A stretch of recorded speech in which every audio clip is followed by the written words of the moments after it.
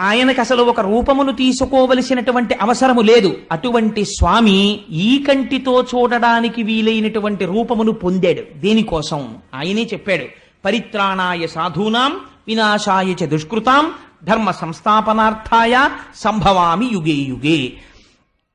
అంతటా నిండి నిబిడీకృతమైన పరమాత్మని ఈ మాంసనేత్రముతో మేము ఈ రూపంతో చూడాలని అనుకుంటున్నటువంటి భక్తుల యొక్క కోరిక తీర్చడం కోసమని ఒక రూపమును స్వీకరించినటువంటి వాడు పరమాత్మ తప్ప ఆ రూపమే పరమాత్మ కాదు అని ఇన్ని రూపములతో వచ్చాడు. ఇందులో మళ్ళీ పూర్ణావతారములు, పరిపూర్ణావతారములు, అనువంశ అని ఆవేశావతారములు, లీలావతారములు, అనుప్రవేశము చేసినటువంటి అవతారములు, అనేకమైనటువంటి అవతారములు పొందాడు. ఆ అవతారములను లెక్కించడము ఎవరి వలన కాదు. ప్రధానమైన అవతారములను నీకు చెప్పాను.